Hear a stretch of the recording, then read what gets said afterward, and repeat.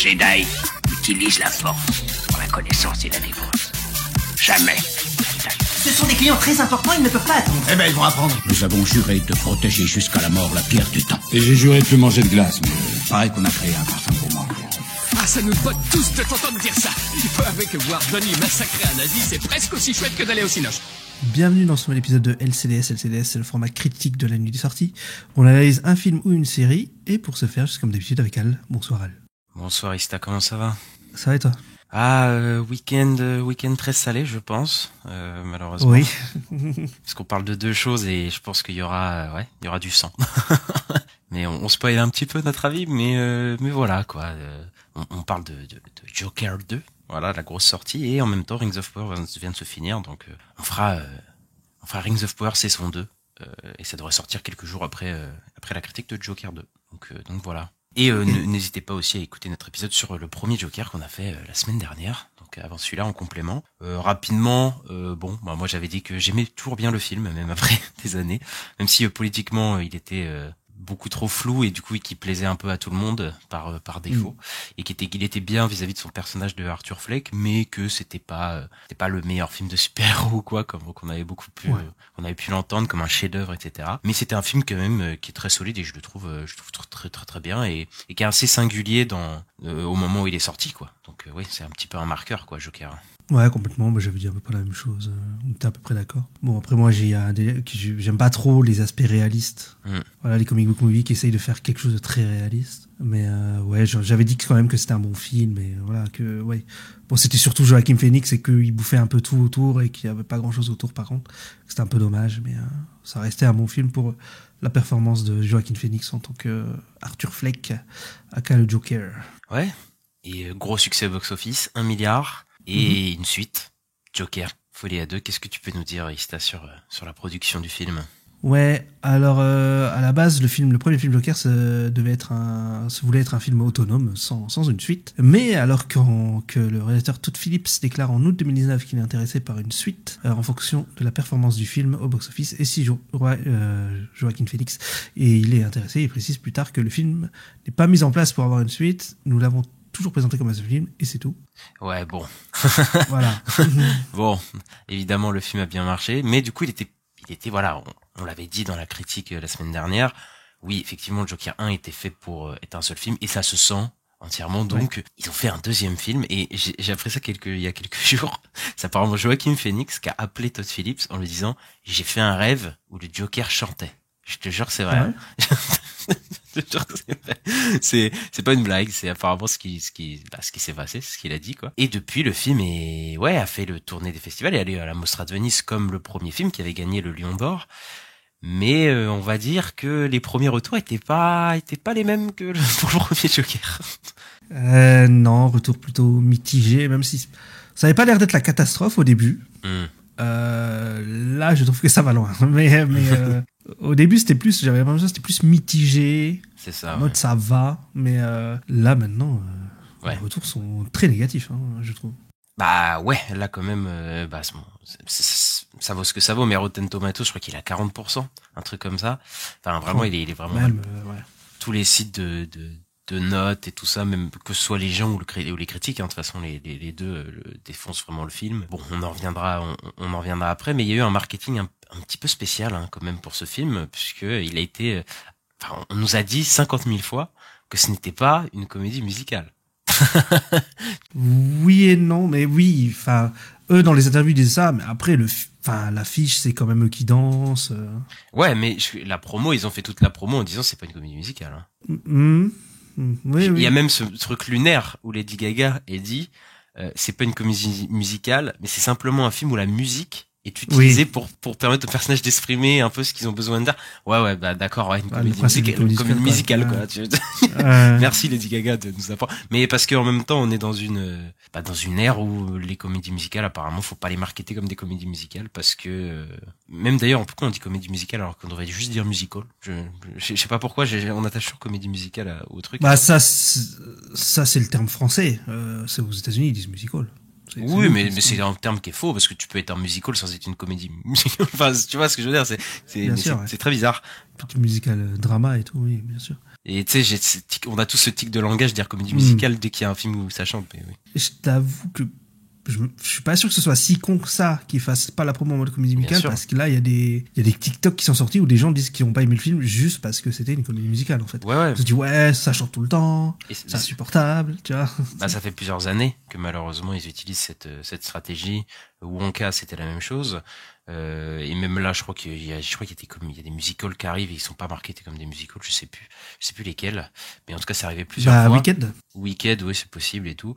Je crois qu'il y a que les films Disney, parce que voilà, ça fait partie de l'identité peut-être du truc, qui vont être un peu marketés comme ça. Oui, ils mettent la chanson dans les trailers et tout. Oui, voilà, tu vois. Je pense Moana 2, voilà, les chansons de Moana 1, voilà, ça fait partie du succès du film. Je pense qu'ils vont les mettre. Mais c'est vrai que les films, voilà, les films live comme ça, faut pas du tout dire que c'est des musicals parce qu'apparemment ça ramène moins de gens et les gens se plaignent. Là, il y a eu même un drama sur Twitter de quelqu'un qui a dit je n'irai pas voir le film parce que c'est une comédie musicale. Oui, voilà. Enfin, c'est un peu stupide, hein. Franchement. Même moi qui suis pas fan, j'aime pas spécialement les musicals. Bon, ça va. C'est pas parce que le film est un musical que genre voilà, tout de suite tu vas pas aimer ou quoi. Enfin bref, c'est. Ouais.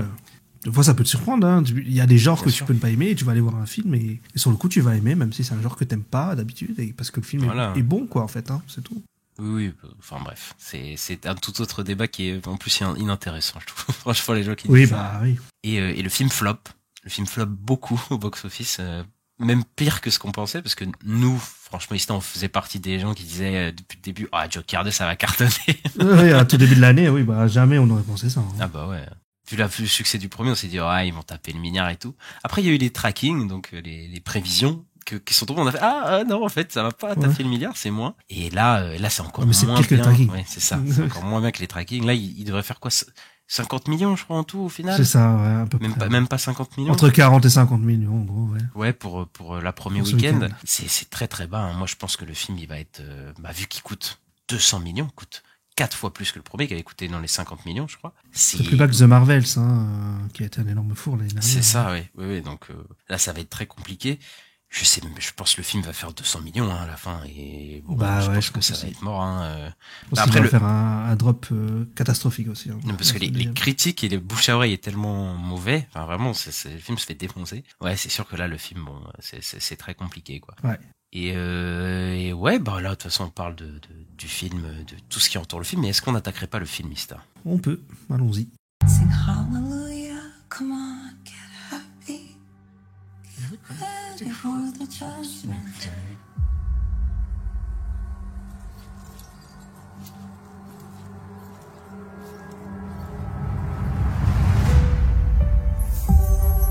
En 1983, 2 ans après ses crimes sous les traits de Joker, Arthur Fleck est désormais interné à l'hôpital psychiatrique Arkham de Gotham City, déchiré entre ses deux identités. En attendant son procès, Lee Quinzel, également présente dans l'établissement, se montre fascinée par lui. Les deux se rapprochent alors que dans leur folie commune, au travers de la musique, tandis que les nombreux partisans de Joker affichent leur soutien pour qu'il soit libéré, Joaquin Phoenix revient, Lady Gaga, Brendan Gleeson, Catherine Keener, Zazie Beetz, Steve Coogan, Harry Laute et une pléthore d'autres acteurs et actrices. Ista, la traditionnelle question, qu'est-ce que tu as pensé sommairement rapidement du film avant qu'on rentre plus en détail? J'ai trouvé que c'était pas bien. Je trouvais que c'était pas un très bon film. Ça m'a un peu ennuyé, j'avoue. Ouais, le film, en fait, il a plusieurs aspects. Il a effectivement l'aspect comédie musicale, mais je suis déçu de l'aspect comédie musicale, puisqu'au final, qui est de l'aspect musical, c'est des scènes d'illusion. C'est pas vraiment l'histoire. Des scènes fantasmées. Intégré à l'histoire, vraiment. Pardon? Des scènes fantasmées. Ouais, voilà, c'est des scènes fantasmées, donc c'est pas vraiment intégré à l'histoire qu'on nous raconte, quoi. Il y a une partie prison qui n'est pas non plus un super film de prison, et il y a une partie tribunal qui n'est pas non plus un super film de procès. Donc pour moi, il n'y a rien de vraiment bon. En plus, moi je vais voir un film Joker, j'ai envie de voir le Joker, on le voit pratiquement pas du film. Lady Gaga, c'est décevant, son perso d'Harley Quinn. En fait, elle pourrait s'appeler n'importe qui d'autre. Je vois même pas pourquoi ce serait Harley Quinn, en fait. Ouais, pour moi, il y a rien qui va. Les chansons sont pas bonnes. Bon, les acteurs jouent bien, ils m'ont pas choqué. Mais ce que ça raconte, ça m'a ennuyé. Et je trouve qu'il y a pas de scène très forte, à part peut-être une. Il y en a une que j'aime bien. Il il y a quelques scènes sympas quand même dans le film, mais ça en fait pas forcément non plus un bon film. Et moi, je préfère largement le premier. Et en plus, ce deuxième film casse un peu le premier d'un côté.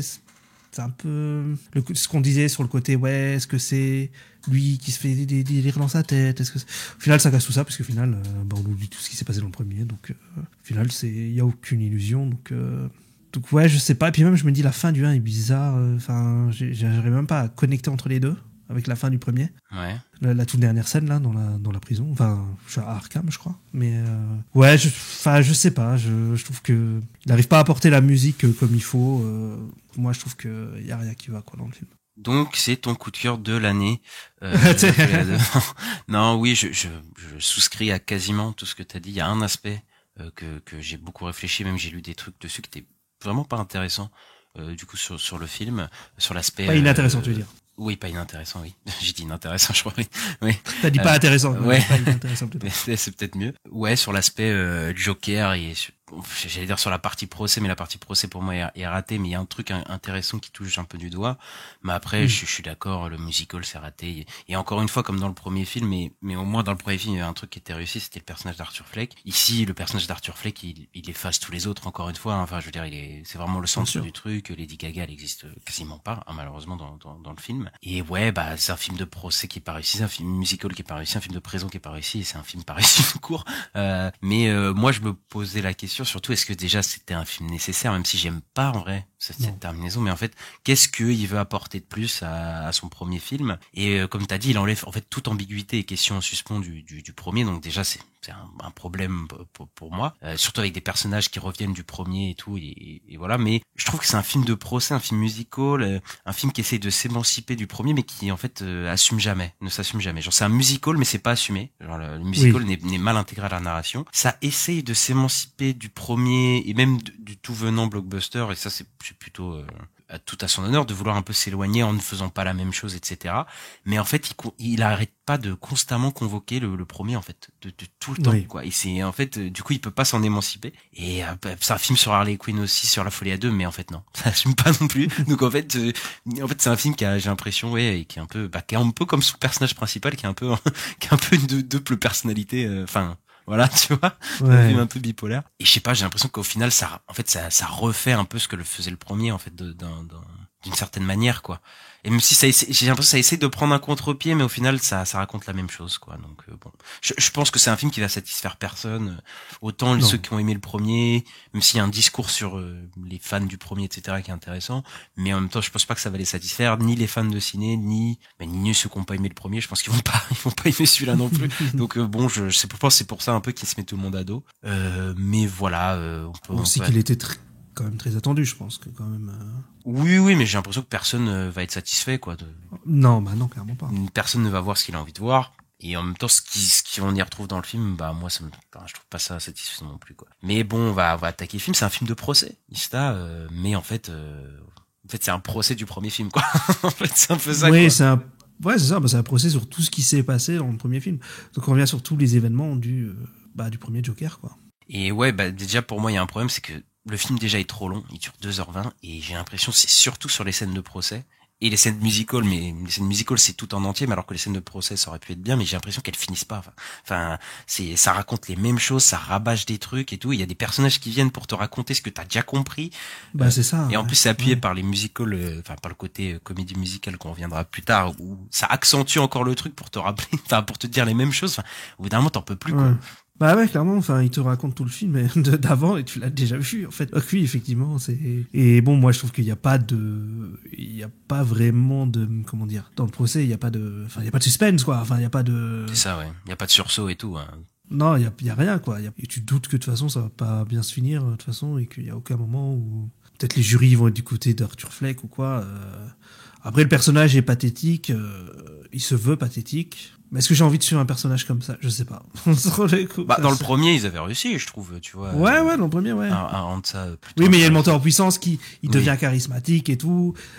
Moi, je me disais à la fin, il devient le Joker. Mais en fait, le deuxième, il te dit non. Bah, après ça, c'est intéressant, je trouve, dans le film, ce qu'il en fait. Mais pour le coup, je suis d'accord avec toi. En fait, je crois que le déroulé, mais de tout le film, en fait, est hyper académique. Pas que le premier avait un déroulé qui était vraiment inattendu. Mais je trouve qu'il y avait vraiment une montée en puissance. Il y avait vraiment un personnage. On voyait un personnage vraiment se construire et tout. Et ici, il y a pas de sursaut, rien. Il y a rien qui surprend. Tout juste se déroule. Et c'est toujours la même chose. Des moments, on est dans l'asile, puis on va au procès. Puis il y a une scène fantasmée de comédie musicale. Puis on retourne à l'asile. Et c'est toujours la même chose. Et on recommence. Et on convoque le premier film. Et on recommence. Enfin, ça tourne en rond comme pas possible. Et du coup, c'est assez perturbant. C'est ennuyant, quoi. Et on s'ennuie. Oui, c'est vrai qu'on s'ennuie. Et encore le procès, il y a cette idée qui veut déconstruire le premier film. Et surtout la réception du premier film, puisque c'est un film, le premier, qui a quand même déchaîné les passions. Et on va dire qu'il y a des gens qui ont pris en exemple le Joker, qu'on portait. Oui, il veut dire que les fans, c'est des cons, c'est un peu ça qu'il veut dire, quoi. Pas les fans, pas tout le monde, parce qu'il y a des gens moi, j'ai aimé le film, mais j'étais pas en mode le Joker, trop bien, tu vois. Mais oui, il y a des personnes qui idolâtrent les trucs. Mais après, ça, c'est pas un truc nouveau dans le cinéma que certains personnages, un peu violent, etc. Alors que le film parfois dit exactement l'inverse sur ces personnages-là. Je pense à American Psycho, Taxi Driver, Scarface. Alors Scarface, ça, Fight Club, oui, bien sûr. Scarface, c'est vraiment le niveau, voilà. Ça c'est vraiment été très très repris le personnage de Tony Montana. Et là, c'est encore la même chose. Mais le film s'attaque un peu à ces personnes-là. Et ça, pour le coup, ça, je trouve ça un peu louable quand même d'avoir, tu sais, représenter un peu ces fans. Surtout même à la fin du film, on voit ces fans complètement obsédés par cette figure-là et tout. Il y a un petit côté méta, du coup ça parle un peu de la dangerosité de prendre des idoles, etc. Mais malheureusement, même s'il y a un propos intéressant, c'est dans une narration qui est pas très très très bien construite, je trouve. Et en fait, pour revenir juste au côté académique, au côté ennuyeux, je trouve que c'est un film tout bonnement qui manque de folie, en fait. C'est folie à deux, mais il manque de la folie totale, quoi, dans ce film. C'est un film vraiment vraiment ennuyeux, soporifique et programmatique comme pas possible, quoi. Et pour un film Joker, c'est quand même folie à deux, c'est un problème, un problème, quoi. Ouais, après la folie, tu pourrais la retrouver dans les moments musicals. T'en as un petit peu d'ailleurs. Il y a une scène musicale dans le tribunal que moi je trouve sympa. Voilà, où ils butent des gens, quoi. Donc là, tu vois, il y a un peu de la folie, mais bon, c'est très léger, quoi. Enfin, si je compare au premier, on va pas aussi loin, en fait. Ouais, mais toi, c'est les musicals, ils t'ont plu ou pas, le côté musical? Non, je trouve que les chansons sont pas spécialement, elles rentrent pas en tête ou quoi. Elles se ressemblent un peu tous. Après, il y en a des chansons, c'est beaucoup de reprises apparemment classiques, mais moi j'y connais rien en musique, du coup je les ai pas toutes reconnues. Pareil. Mais j'ai l'impression que tout se ressemblait un peu. Oui, bah après je pense que c'est la même vibe qu'ils veulent avoir, quoi. Une scène où il y a un peu la folie, c'est la scène du tout début du film, le dessin animé, le cartoon. Oui, ben on en reviendra, mais après ça c'est pas du musical, je crois qu'il y a peut-être une musique, je sais plus ce qu'il y a, mais c'est un petit cartoon, oui, vis-à-vis du Joker. Mais le côté musical, pour moi, oui, c'est jamais entraînant, quoi. Pourquoi c'est jamais entraînant? C'est parce que déjà je pense qu'il sait pas vraiment filmer le côté musical, déjà, parce que bon, je trouve que déjà ces scènes sont pas du tout intégrées vraiment à la narration, ou sont vraiment intégrées au forceps. Mais encore, si c'était des scènes bien faites, ça pourrait aller bien. Mais je trouve que dans la mise en scène, dans le rythme des musiques et tout, moi je trouve ça extrêmement pauvre, même en termes de chorégraphie et tout, quoi. En fait, il veut faire des beaux tableaux, et je trouve ça un peu dommage, parce que je vois qu'il y a un travail, tu vois, je vois qu'il y a un travail sur la couleur et tout, de faire des cadres et tout, mais je trouve ça d'un ennui, moi. Et je trouve que pourquoi faire une comédie musicale? Pourquoi, quoi, faire ça? Parce que en vrai, le côté musical, le côté musique, ça fait partie beaucoup du Joker, hein. Il y a beaucoup d'itérations du Joker où il chante. Voilà, c'est un showman, hein, dans le truc.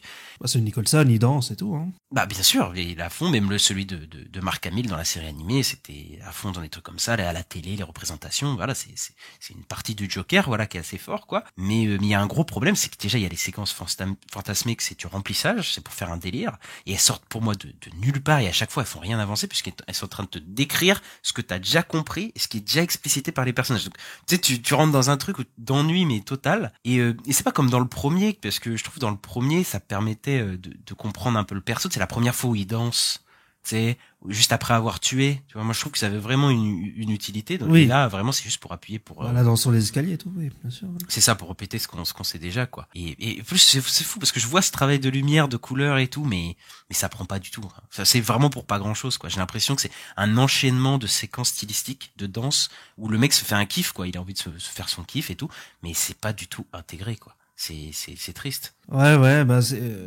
les décors qu'il a fait là pour les trucs comédie musicale, c'est des trucs qu'on a déjà vus, je crois.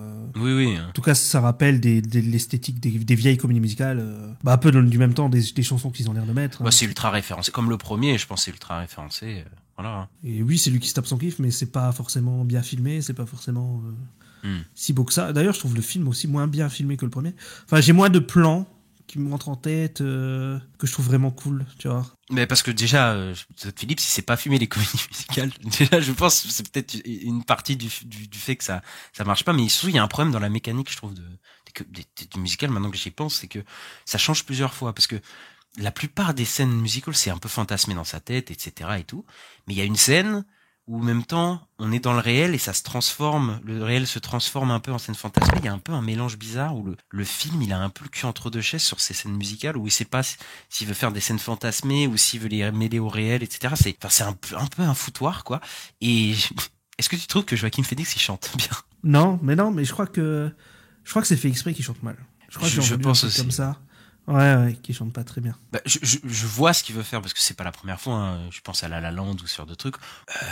Comment dire, il fait chanter Joaquin Phoenix directement, il prend pas un chanteur, et je comprends l'idée, parce que c'est pour montrer en gros sa fragilité, etc., et pour qu'on ait vraiment un attache avec lui, et puis en plus ça crée un contraste avec Lady Gaga. Mais le truc, c'est que moi les chansons m'emportent pas et que la mise en scène n'est pas là, donc en fait l'idée est pas dégueu, mais c'est juste que bon, ça marche pas, quoi. Ça marche pas, quoi. C'est parce que l'emballage est pas bon, quoi, tout le reste autour, quoi. Mais pour revenir sur le côté, le film est moins beau peut-être et moins bien réalisé. Bah déjà on a 3 lieux. Je pense aussi que on a 3 décors et ils sont assez pauvres. Ils sont vraiment assez pauvres. Bah, c'est là que je me demande pourquoi 200 millions. Où est l'argent? Comparé au premier, t'as l'impression que le premier a plus de décors, quoi. Donc, c'est que dans le premier, t'as l'hôpital, t'as le talk show, l'appart. C'est ça, mais en tout cas, il y avait pas non plus tant de décors que ça dans le premier, puis en plus, il y avait un budget moindre. Mais je trouve qu'il en faisait vraiment quelque chose, tu vois, de cette ville, de mettre cet escalier, on s'en souvient, des poubelles partout dans la rue, de ce Gotham-là, on s'en souvient. Ici, t'as 3 lieux, t'as l'asile, le procès et je sais pas où. La prison. Oui. La prison. Oui, mais c'est ça, l'asile et le procès. Ah oui, l'asile. Et le tribunal. Et après, je crois qu'il y a des scènes un peu dans la rue, ils reprennent un peu à la fin. Ouais. Voilà, mais il y a pas grand chose, quoi. Et il n'en fait rien, en fait. Il a pas de mise en avant de ses décors ou quoi. Bah, t'as les scènes de musical, quoi. Oui, c'est ça, voilà, t'as des scènes de musical, c'est vrai. C'est pas con. Mais, ouais, c'est assez, moi, je trouve ça assez, mais aussi, encore, on revient aussi de convoquer le premier. Dans les scènes de musical, il convoque encore le côté l'espèce de talk show de chez Murray, il reprend l'escalier à la fin, donc on est tout constamment dans le truc du premier. Effectivement, où est l'argent? Bah, je pense que la fin du film, ils se sont dit, ouais, il faut une grosse séquence spectaculaire de fin, pour justifier un peu l'argent, tu sais. Et bon, on va pas spoiler, mais si spectaculaire que ça. Non, mais tu vois, t'as un effet, on va dire, spectaculaire, pour pas spoiler. Oui. Et t'as ce plan séquence embarqué dans la rue, où c'est un peu le bordel et tout, tu sais, un peu comme pour justifier un peu le budget, j'ai l'impression, en mode... Peut-être. Ouais. Mais tu sais, il y a un peu ce côté, j'ai l'impression, je vois Todd Phillips, il dit, bon, allez, là, c'est la séquence spectaculaire du film, on va la filmer, quoi. C'est parti, en plan séquence, il rentre dans le taxi et tout, là, ça part en couille. Tu sais, enfin, voilà, ouais. Qui est pas dégueu, mais là, ça fait très artificiel, quoi. Après, le film, dans sa beauté, je trouve que, en termes de photographie, si t'aimes le premier, tu vas aimer celui-là. En termes de photos, ça se ressemble. Ça se ressemble. C'est un peu, je crois que c'est le même chef-op. Voilà. Sûrement, ouais. Mais après, c'est une mise en scène assez classique, voilà, et une photo assez sombre avec des couleurs désaturées, même si ça contraste avec les scènes musicales où il essaye d'apporter de la couleur, d'apporter un truc différent, vintage un peu, voilà, mais bon. Mais je sais pas, moi j'ai plus de plans du premier qui m'ont un peu collé à la rétine, comme on dit. Avec les couleurs et tout, je me suis dit, le film est vachement coloré. Là, je l'ai pas trouvé si coloré que ça. Je sais pas. Il est très sombre dans ces scènes hors musical. C'est juste les musicals où il se lâche un peu sur la couleur, quoi. Mais même là, je trouve, il y a rien qui m'est resté en tête aussi. Il y a pas eu d'idée assez marquante comme dans le premier avec l'idée de l'escalier. Je pense par exemple, ça c'est une des meilleures idées du film. Mais là, oui, c'est vrai que c'est. Après, c'est peut-être aussi le côté redondant du film. Je sais pas. En tout cas, oui, c'est vrai que c'est assez compliqué. Oui, peut-être ça aussi. Ouais. Quand on reste beaucoup dans la prison, c'est un peu tout le temps la même gueule, quoi. Donc ouais. Même si au début, je me suis dit, tente des trucs, t'as le plan séquence qui est centré sur Arthur, où on te présente l'asile et les prisonniers et tout, tu sais. Oui. Mais ça dure la première séquence et après c'est fini. Enfin, il y a plus jamais ça, quoi. Parce que moi, dès qu'il commence à danser dans l'asile, là, je trouve ça moche. Enfin, tu sais, devant la télé et tout, oui. C'est il se met à chanter devant la télé, là. C'est d'un plat. Mais franchement, vraiment, vraiment affligeant, quoi. Mais bon, parlons des personnages. Lady Gaga. Lady Gaga, est-ce que elle est meilleure que Margot Robbie? Oh, c'est même pas le même perso. Enfin, je veux dire, c'est une Harley Quinn, je sais, enfin, elle s'appelle Lee, donc c'est pas Harley Quinn. Si, mais son vrai nom c'est Harleen Quinzel. C'est juste que Oui, c'est son oui. surnom. Oui. Bah, moi, je vois pas Harley Quinn, en tout cas, quand je vois ce personnage, de toute façon. Donc, enfin, j'ai du mal à la comparer avec Margot Robbie, en tout cas, si je dois la comparer. Bah surtout parce que Margot Robbie, elle a eu 3 films, elle a eu En un plus, peu de aussi, développement, elle a un peu de temps d'écran, alors que elle, mais je sais pas parce qu'il y a eu beaucoup de scènes dans les trailers qu'on n'a pas vu dans le film final et tout. Ouais, avec elle, hein. C'est Il y a ça. beaucoup avec elle qui sont coupés. Hein. Je me dis, est-ce qu'elle a pas été coupée par pas mal de choses? Pourtant, l'idée est intéressante parce que il y a un peu une inversion des rapports de force avec le Joker, dans le sens où c'est elle un peu qui a l'air plus manipulatrice, lui il a l'air un peu, tu vois, recroquevillé et tout. Ça a été déjà fait une seule fois, hein. Enfin une fois dans mon souvenir, c'est dans le jeu Telltale. Encore une fois, on y revient, comme Ah oui.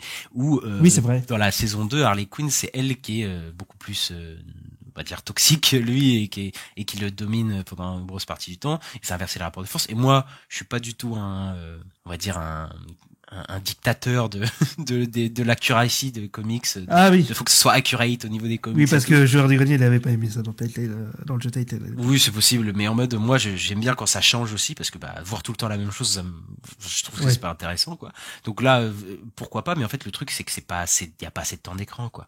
C'est pas assez de temps d'écran, même cette romance, elle est cliché, au final. Et encore une fois, elle manque de folie à deux, mais non, enfin, il y a pas de folie à deux. Folie à deux, c'est une maladie où il y a un des personnages qui on va dire, je vais dire attrape, mais attrape la maladie mentale de l'autre, entre guillemets. C'est la maladie mentale de quelqu'un qui va se calquer sur quelqu'un d'autre parce qu'ils traînent ensemble et tout. Enfin bref, ça se répertorie sur l'autre. Ici, pas du tout, hein. Enfin. Oui, normalement, c'est l'histoire d'Harley Quinn. C'est qu'Harley Quinn, à la base, c'est une psy, et puis elle devient folle en s'approchant du Joker et elle part avec lui, quoi. Bah c'est ça, en fait, c'est lui, il la rend folle et tout, et après elle devient folle comme lui, etc., quoi. Mais ici, c'est Il y a ça un cliché, peu au début du film, c'est un peu cette idée-là qu'il y a quand même. En mode, ouais, j'ai vu ton film, j'ai vu c'est un peu un idole pour elle, quoi, quand même, dans l'idée. Oui, mais il y a pas, Folie à deux, c'est genre, ouais, mais je sais pas si ça marche, parce que Folie à deux, je crois que c'est quand tu traînes, enfin, quand t'es avec une personne et après que tu deviens fou. Elle est déjà directe, enfin, première caractéristique, elle est en mode folle amoureuse de lui. Et d'ailleurs, c'est la seule caractérisation qu'elle a du film. C'est en mode, je suis folle amoureuse de lui et voilà, quoi, c'est tout, quoi. Et elle est toujours en retrait alors qu'elle partage l'affiche et tout. Enfin, il y avait vraiment truc de faire quelque chose, mais encore une fois, c'est toujours Arthur Fleck qui prend la lumière, c'est toujours Joaquin Phoenix qui est dans sa représentation, qui est dans son truc, quoi, et qui bouffe toute la place, quoi. Et c'est pas développé et tout. Même s'il voudrait faire le truc de réveille la part de Joker en lui, etc. C'est elle qui l'amène un peu dans le côté toxique. C'est pas assez incarné, elle a pas assez de temps d'écran. Elle fait limite figurante dans le procès, on la voit, il y a quelques plans derrière, là, elle fait des sourires, enfin bref. Bah, à un moment, je me suis dit que ça allait partir un peu plus, qu'elle allait avoir un rôle un peu plus important quand elle voit voir celle qui s'occupe d'Arthur Fleck et qu'elle lui dit, ouais, vous comprenez rien à lui, vous le comprenez pas, etc. Mais au final, ça amène à rien derrière, quoi. Ah non, mais c'est pas tout. Encore une fois, c'est vraiment Joaquin Phoenix qui aspire tout, quoi. Enfin, c'est. Oui, bah comme le premier, mais là c'est encore plus problématique en fait. Oui, parce que le reste est pas à la hauteur, quoi. Ouais. Et en plus, on est encore dans ce côté un peu méta. Je pense qu'elle est censée représenter les fans toxiques du premier, ceux qui ont aimé le Joker pour les mauvaises raisons, qui l'adulent et tout ça. Mais pas d'alchimie, rien, voilà, il s'est pas développé. Bon, bref. Non. Et il y a d'autres persos qui viennent pendant le procès. Et là, ça m'énerve beaucoup. Il y a Zazie Beetz, du coup, le personnage que... Oui. On va dire que Arthur Fleck s'imagine une romance avec elle. Et là, je trouve que ça sert vraiment à rien, parce qu'elle nous raconte vraiment le premier film. Elle dit ce qui se passe dans le premier film, c'est tout. Alors nous, on sait déjà tout, quoi. Oui, c'est ça. C'est vraiment ça. Oui, il s'imaginait un truc sur moi. Et puis il avait un carnet où il notait les trucs. Oui, merci. J'ai vu le premier film. Et surtout que ça enlève toute l'ambiguïté, parce que il y avait ce truc de peut-être elle était morte, elle, ou il l'avait tuée avec son fils, parce que on a ce moment où elle découvre qu'il est chez lui, et puis ça cut et il part de l'appartement, mais on sait pas ce qu'il a fait, on sait pas s'il les a tués ou quoi, et juste ça laissait en suspens, et c'était très bien comme ça de laisser le truc en suspens. Maintenant on t'explique tout. Alors là, là c'est sûr qu'il y a pas d'ambiguïté, là, c'est sûr. Ouais, il y a une complète déconstruction du premier film dans ce film-là. On enlève toutes les ambiguïtés, tout ce qui était, on n'était pas sûr, là, maintenant on est sûr de tout, quoi. Et je sais pas si t'as remarqué dans le film, mais il y a Harvey Dent. Oui. Alors oui. Hashtag not my Harvey Dent. Ouais, juste au début, on le voit à la télé, je me dis, il y a Harvey Dent, mais en fait, je savais même pas qu'il était là au procès, moi. J'avais pas compris que c'était lui, mais... Ah ouais? Mais putain. Non, mais de toute façon, après, Bon, c'est pas si grave, c'est pas vraiment un personnage, c'est juste le procureur, voilà, qui fait son truc. Bon, il appelle Harvey Dent, mais il faut pas. Quand j'ai vu Harvey Dent, je me dis peut-être ils vont faire un truc avec Double Face. Ouais, bah non, absolument pas. Hein, c'est. Mais c'est cette saga, si on peut dire, parce qu'il y a 2 films. Il y a ce truc un peu qui essaye d'être réaliste et de rattacher un peu, mais pas trop non plus, qui m'agace un peu, j'avoue. Bah, en tout cas, là, il convoque ça pour rien, parce que le premier, je trouve que la figure de Thomas Wayne, je trouve que ça avait du sens de la ramener, tu vois. Ça avait plus de sens, le premier. Ouais. Ici, bon, bah, Harvey Dent, une fois un avocat, bah, de toute façon, il y a un avocat dans le bon, voilà. Ça me dérange pas tant que ça, moi, voilà, mais oui, je vois ce côté un petit peu racoleur. Harvey Dent, vous voyez, on vous a merdé. Ouais. Et on parlera de la toute fin juste à la fin de notre critique, parce que là, on va bien rigoler aussi. Par contre, peut-être un moment de grâce dans le film, c'est quand même Gary, je trouve. Oui. Gary, du coup, le personne atteint de nanisme du premier film qui revient ici. Et je trouve qu'il retourne un peu le truc. Hein. C'est assez intéressant son intervention, je trouve, dans le procès. Quoi. Ouais, pour moi, c'est la meilleure scène du film. C'est celle où j'étais dedans. Peut-être un des seuls moments où j'étais vraiment dans le film. Parce que j'aime beaucoup la relation entre les deux. Déjà, dans le premier, je trouvais que c'était un peu chouette. Quoi. Il lui disait t'es le seul qui était gentil avec moi et tout. Mais là, il retourne un peu le truc. Hein. Du coup, ça, c'est ça qui est intéressant. Oui, c'est intéressant, ouais. Parce qu'il y a ce truc dans le premier film où on a de l'empathie un peu pour... Enfin, il l'épargne un peu parce qu'il est gentil avec lui. Il a ce côté un peu, voilà, c'est le seul avec qui il est gentil. Enfin, qui le tue pas d'ailleurs. Bon, avec Zazie Beetz aussi, mais en tout cas, il le permet de laisser partir et tout. Et là, il y a Gary qui revient et il est là un peu pour montrer l'hypocrisie du Joker et tout, en mode le Joker pense que Gary l'aime bien car il l'a épargné, mais alors qu'en fait le mec est traumatisé en fait, tu vois. Oui, il dit je dors plus la nuit et tout. Ouais. Oui, j'ai perdu mon boulot et tu sais, il lui dit bah ouais, mais toi t'es la seule personne qui m'aimait bien, il parle à Arthur Fleck, mais en même temps maintenant la seule personne qui m'aimait bien, bah en fait c'est un psychopathe, donc en fait c'est pas fou quoi. Et je trouve que c'était un bon retournement vis-à-vis du personnage de Arthur Fleck et de ceux mêmes qu'on vu peut-être un personnage un peu lumineux, enfin pas lumineux, oui, mais en tout cas qu'on a idolâtré le Joker quoi. Et du coup bah on va arriver au gros morceau. Monsieur Arthur Fleck, Joaquin Phoenix, qu'est-ce que tu penses de sa performance C'est pas mauvais, hein. Bah, en fait, la performance que j'aime bien, c'est justement le passage avec Gary. Parce que là, il fait le Joker, quoi. Mmh. Mais en fait, pratiquement tout le film, il est pas en Joker. Il est en Arthur Fleck. Et c'est un personnage, comme je disais, un peu pathétique et tout. Je sais pas trop. Enfin, il m'a pas autant convaincu que dans le premier film, en tout cas. Peut-être aussi parce qu'il répète juste, entre guillemets, la performance du premier, quoi. Enfin, je trouve qu'il ajoute pas quelque chose, je le trouve bon, voilà, il est cohérent avec le premier, mais il a moins joué en plus, donc bon, il est un peu pas en pilotage automatique, parce que je pense que vraiment il s'est mis dedans, mais ça apporte pas grand chose, tu vois, sa performance du premier, je trouve. Non. Mais encore une fois, c'est le seul personnage qui existe, mais par contre, c'est là où je diffère avec toi. Sur le côté, est-ce qu'il est assez Joker ou pas. Là, je trouve qu'il y a un truc assez sympa, parce que, en gros, le film introduit quelque chose qui est une potentielle dédoublement de personnalité. Et au début, je me suis dit, ah putain, ils vont avec ça, parce que c'est un ajout, hein. C'était pas ça dans le premier, hein. Le premier, on te disait pas que c'était un dédoublement de la personnalité. Et en fait, ce qu'il en fait, je trouve ça bien, parce que, déjà, il y a cette intro. Le film commence avec une intro en mode Looney Tunes, là, et ça pose un peu le thème du film. C'est, est-ce Arthur ou le Joker? Et ça va être bon, en vrai, nous, on sait direct qu'il n'y a pas d'ambiguïté. On sait que c'est Arthur Fleck qui a fait les trucs. On a vu le premier film, encore une fois. on n'est pas débile. Mais il y a ce truc où tout le procès, c'est est-ce qu'il va réussir à prouver qu'il a une double personnalité? Et s'il prouve qu'il a une double personnalité, en gros, ça veut dire que lui, il n'est pas responsable de ses méfaits. Et du coup, il sera potentiellement pas tué par la peine de mort. Mais en même temps, s'il fait ça, ça voudrait dire que du coup, les gens qui l'adulent et qui l'aiment, ils aiment pas Arthur Fleck, mais ils aiment du coup le Joker. Mais du coup, la personne que lui, il est vraiment, il ne l'aime pas. Et du coup, il a un peu ce dilemme en mode, est-ce que j'avoue que c'est moi, le Joker, ou est-ce que je dis que c'est une double personnalité? Et ça, je trouve ça intéressant, tu vois, pour le coup.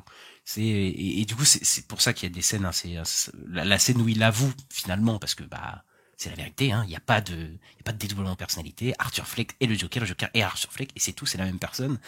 T'as tous ces fans toxiques qui se lèvent et qui partent, en fait, parce que ils sont pas fans d'Arthur Fleck, parce que pour eux Arthur Fleck est pathétique en fait, et je trouvais que c'était plutôt pas mal quoi, cet angle-là. Après c'est noyé autour de tout un autre truc, hein.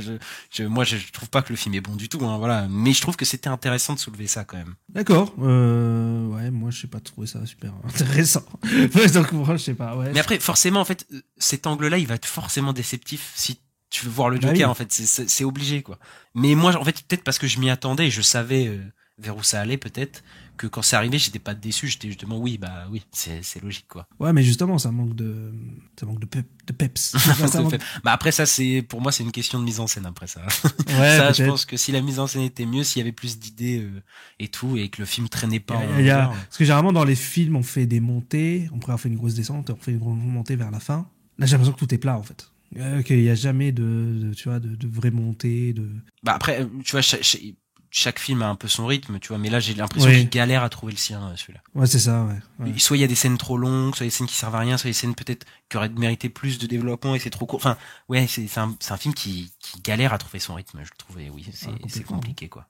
Mais par rapport à cette intro en lunettes rouges, moi c'est peut-être en fait ma séquence préférée, parce que on suit l'ombre du Joker, du coup c'est ça le thème de la double personnalité potentiellement, et je trouve que l'ombre c'est une imagerie qui va revenir beaucoup dans le film, même des scènes, il y a cette scène, je crois qu'il est en train de chanter, il est dans l'ombre totale, il y a juste la lumière qui l'éclaire et ça forme juste l'ombre du Joker, donc il y a toute une imagerie vis-à-vis de ça qui est un peu travaillée et qui est assez sympathique maintenant que j'y pense. Maintenant, voilà. Je vais pas révolutionner la roue. Je pense que c'est un film un peu ennuyeux. Et j'ai oublié un truc. Là, maintenant, je vais me souvenir. Il y a tout ce qui se passe en prison. Quand même, il y a le personnage de Brendan Gleeson, qui est comme un acteur un peu, c'est un bon acteur et tout. Il joue bien dans le film. Mais encore une fois, l'abus des gardes et sa relation et tout, c'est vraiment hyper secondaire, quoi. C'est vraiment un truc qui est là un peu au début et qui est mis sur le côté, mais très rapidement, quoi. Il y a un moment où ça revient, je crois. Oui, il se fait tabasser après, oui, mais... Ouais, oui, il le tabasse, là. Parce qu'il dit... il les insulte, je crois, au procès, ou je sais plus c'est quoi. Je sais même plus. Je sais plus je crois que c'est ça. Je sais que quand il revient, il se fait tabasser. Ouais, c'est ça, ouais. Et tout. Après, tu sais, ils essaient de créer une relation un peu bizarre où Mi s'aime bien, mais en même temps, Mi, le mec, il le martyrise et tout, mais je sais pas, je trouve pas assez incarné, assez poussé aussi, malheureusement. Enfin, pourquoi prendre Brendan Gleeson pour ça, quoi? Je comprends pas. Ouais, c'est vrai, c'était un peu bizarre. C'était un peu bizarre cette relation, parce que d'un côté, je trouve presque un peu attachant des fois le gardien. Je me dis ça. Oui, c'est ça. Je pense qu'il essaye de créer entre guillemets, mais bon. Ouais, c'est le fait qu'il l'amène au cours de musique et tout. Il dit tu t'es bien comporté, machin. Donc ouais, il y a un côté où on veut peut-être nous attacher aussi un peu au garde. Enfin surtout à ce garde-là plus que les autres. Et puis il y a d'autres détenus, des mecs qui le traînent un peu avec eux et tout. Est-ce qu'on n'entre pas la partie spoiler parce qu'on va parler de la toute fin, donc voilà, on va parler on entre en spoiler, voilà. Si vous avez pas vu le film, bon, de toute façon vous avez bien notre avis sur le film, ça fait bien 40 minutes, je sais pas, qu'on parle des films, donc voilà. À la toute fin, Arthur Fleck meurt, donc voilà, là je pense qu'il y aura plus de suite dans tous les cas, même si c'était une. Todd Phillips l'a confirmé, de toute façon on a dit. Oui. On a fini avec l'univers d'ici et voilà. Même si ça avait marché, je veux dire le film, voilà, je pense que c'était la fin et voilà. Il se fait tuer par potentiellement le futur Joker, et même je pense que c'est potentiellement, vu comment c'est pas subtil le truc, donc il se fait tuer par un garde, par un détenu qui est fou, qui lui fait une blague et qui se ouvre les lèvres comme le Joker et il rigole à la fin, donc on va dire que voilà, ce serait potentiellement le Joker de cet univers qui va affronter Batman. Est-ce que cette idée te plaît? Non. Je trouve que c'est... Non, je trouve que c'est de la merde. Ça me plaît pas du tout. Moi, je pensais qu'il fallait garder ce Joker du Joaquin Phoenix, quoi. J'ai été étonné qu'il fasse mourir comme. Moi, je m'y attendais pas, j'avoue. Enfin, moi, j'aurais préféré qu'on garde ce Joker en vie, mais bon. Ouais, après, moi, je sais pas si en vie ou pas. Après, c'est juste que c'est un truc qui était déjà dans le premier film, encore une fois, donc je sais pas pourquoi ils font ça, la propagation de l'idée du Joker dans la foule. C'est un truc en fait qu'il y avait déjà dans le premier, quand par exemple les parents de Bruce Wayne se font tuer ou ce genre de truc, que voilà, son idéologie, ce côté chaotique et tout, ça se propage dans la population, même on le voit parmi ses fans, et donc là on te confirme encore une fois que oui, du coup il a inspiré potentiellement le Joker et tout. Là vraiment, là tu vois, tu peux pas faire plus gros, quoi, et bon, moi je trouve ça un peu inutile, mais voilà. Ouais, ça sert à rien. Oui. Puis si après tu veux relier ça à un univers Batman. Non, mais je pense pas qu'il va relier à quoi que ce soit. Non, mais je dis pas, mais si t'es dans ta tête, tu te dis c'est quand même le Joker. Donc ça veut dire que Batman, il s'est battu contre une copie du Joker. Enfin, c'est bizarre un peu. Oui, après voilà, c'est des origin story. il y en a à l'appel. Moi, ça me dérange pas qu'il modifie le truc, c'est juste que c'était une idée qui était déjà comprise dans le premier. Là, en fait, on te rabâche le truc, donc on recycle encore le premier film. Pour moi, pour moi, c'est pas très intéressant. Après, je pense qu'il a fait ce truc-là pour dire, en gros, foutez-moi la paix, il y aura plus de suite. Il y aura pas de troisième, ouais. Peut-être. Et bon, voilà, pour finir mon avis sur le film, pense que c'était une suite. Je peux comprendre l'idée un peu derrière, mais je trouve qu'il y a rien qui est abouti. Le côté musical, le film est pas bien rythmé, le côté procès pas bien fait, ça recycle beaucoup trop du premier, ça arrive pas à s'émanciper. Enfin, ouais, il y a beaucoup de problèmes dans ce film. Je trouve pas que c'est la purge, que là ça commence à être beaucoup quand même, que les gens critiquent le film à un point où ça devient un peu balèze quand même, peut-être un peu plus que ce qu'il mérite. Enfin, c'est parce que c'est pas Madame Web non plus, tu vois. Oui, voilà. Tu vois ce que je veux dire, c'est pas bien, mais c'est pas Madame Web. Mais voilà, c'est clairement un flop pour moi. Madame Web, on s'attendait à ce que ce soit nul. Oui. Joker 2, on s'attendait à ce que ce soit bien, et c'est ça, je pense qu'il lui fait du mal aussi. C'est qu'on s'attendait à ce que ce soit vraiment bien, et c'est raté, quoi. Après, moi, je m'attendais pas à ce que ce soit bien, parce que même moi, je me posais la question de l'utilité de faire ça, et je sentais un peu que c'était un peu pour le pognon. Mais c'est vrai que je m'attendais pas à ce que ce soit aussi peu abouti, pour le coup. Ouais. Moi, je trouve que le trailer, il donnait, plutôt envie. Il y avait des beaux visuels, il y a plein de visuels qui sont pas dans le film en même temps. Oui, voilà, en plus, ouais. Lady Gaga en Harley Quinn, moi, j'étais plutôt content. Enfin, j'étais en mode, ouais, pourquoi pas, ça lui va bien et tout. Et en fait, il y a rien qui aboutit, il y a rien qui va. Donc, je pense que c'est surtout une énorme déception, en fait, pour beaucoup de monde. Ouais, pour ceux qui l'attendaient et ceux qui l'attendaient pas. Ouais. Et pour l'aspect politique, il y en a pas. Enfin, c'est pas centré sur ça, là, au moins sur ce film, il va pas c'est pas en mode les gilets jaunes, là, comme ils l'ont dit. Oui. À l'époque, ils le disaient. Mais voilà, bon. C'est au moins, on en est fini avec ces trucs-là. Voilà, moi j'ai hâte qu'on commence avec le DCU, qu'on commence avec Superman. Parce que là, ça fait beaucoup de flops de suite de côté de chez DC en termes de box-office, parce que. Oui, tu vois, moi je pensais que celui-là, ça allait être un truc qui remonte un peu la pente. J'espère que ça va pas faire du mal à Superman derrière, tu vois. Je pense pas. Enfin, je pense que ça arrête. Je pense que les gens sont en mode ça n'a rien à voir. Je pense pas. En vrai, je pense pas non plus, mais ouais. Est-ce qu'on peut considérer que c'est un peu le dernier film de l'ère un peu DC Extended Universe? Après, ça, pour moi, c'était Aquaman, parce que ça c'est un peu à part dans tous les cas, c'était un peu à côté, quoi. Mais après, moi, je me réfléchis du dernier succès de DC au ciné, ça date, quoi. Enfin, il y a deux Batman, quoi. Mais deux Batman, oui, c'est vrai. C'est The Batman. Ouais, j'ai l'impression qu'il y a que deux Batman depuis genre 5 ans, quoi. C'est ça, parce qu'avant, c'est Aquaman de 2018. Ouais, sinon, il y a rien. Et The Batman, c'est Shazam, 2022, je crois. Ouais, je crois que il y a que ça, quoi. Oui, Shazam, mais bon, c'est pas un énorme box-office, Shazam. Oui, mais comme il avait coûté moins cher, tu sais, il était bien. Ouais, voilà. Mais oui, de Suicide Squad, ça a pas marché. Les 4 de l'année dernière, ça a pas marché. Ouais. Donc, l'année prochaine, j'espère que... en tout cas, on va rentrer dans une nouvelle ère d'ici. Oui, voilà, là, c'est l'année prochaine. Oui. Et j'espère que ça va prendre. Mais bon, c'est marrant de voir les retours de Joker et de Pingouin, qui est en même temps. Oui. La série qui cartonne pas mal.